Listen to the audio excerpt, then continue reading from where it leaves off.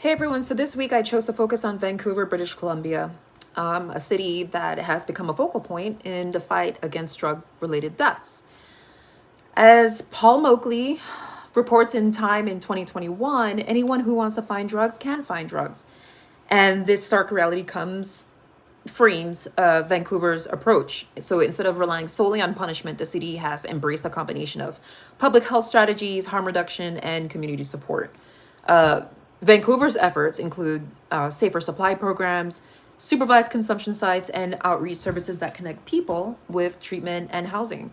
Um, the 2024 Vancouver Sun article regarding the timeline of harm reduction measures explains in 2003, the first supervised injection site opened in Vancouver's downtown eastside to provide a safe environment and prevent overdose deaths.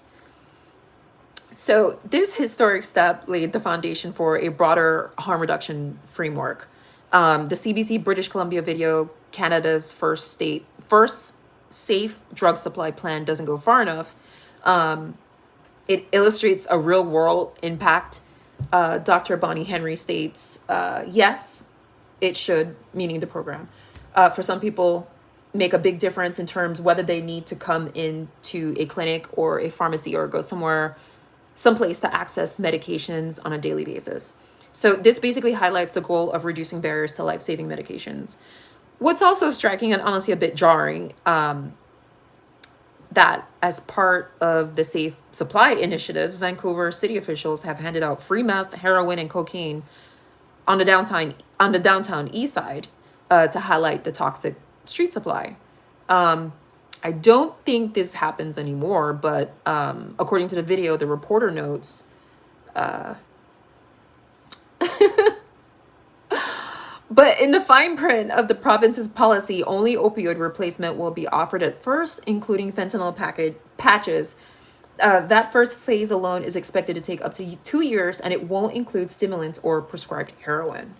A drug user advocate named Karen Ward, she expressed her concern, saying, I had hoped for more. I hoped there would be funding so people could open clinics, that there would be directives. It's still completely up to the clinicians whether or not someone will get a prescription. I was hoping they would address that power and balance.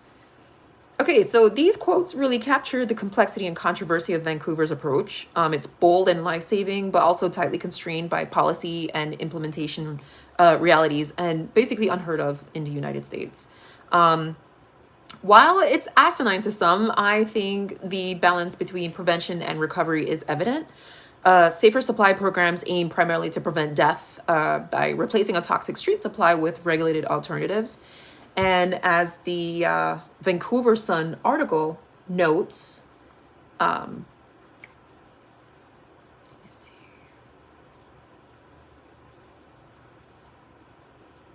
British Columbia began providing access to some prescribed safer supply at the start of the pandemic, and the uptake was in the thousands. At the same time, these programs are linked to pathways for recovery, such as housing, mental health support, and addiction treatment, allowing people to engage, when they're ready. Could this approach work in other communities? Potentially, but I think the infrastructure and context are critical. The first supervised injection site in Vancouver was part of a larger network of harm reduction sites that took years to develop. And without trained staff and supportive legislation and community buy-in, implementation elsewhere might be limited.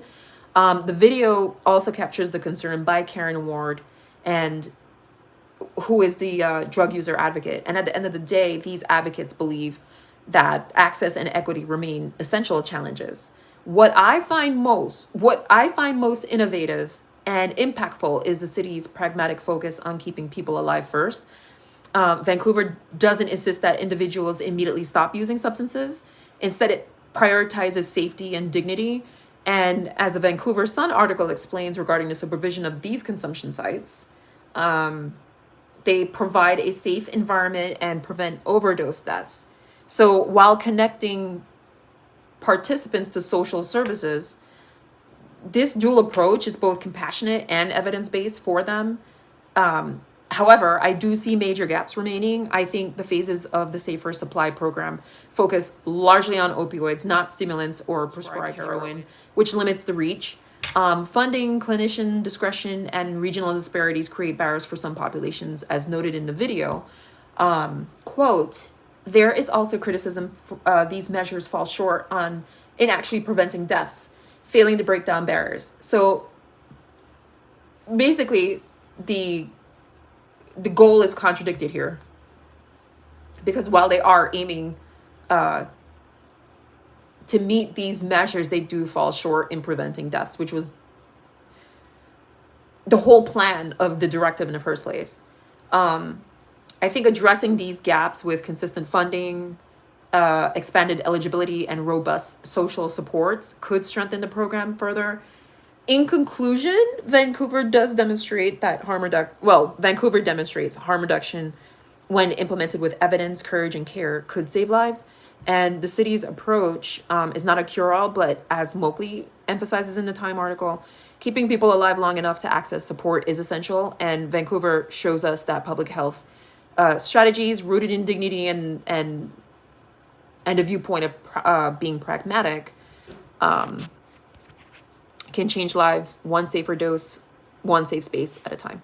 Thank you.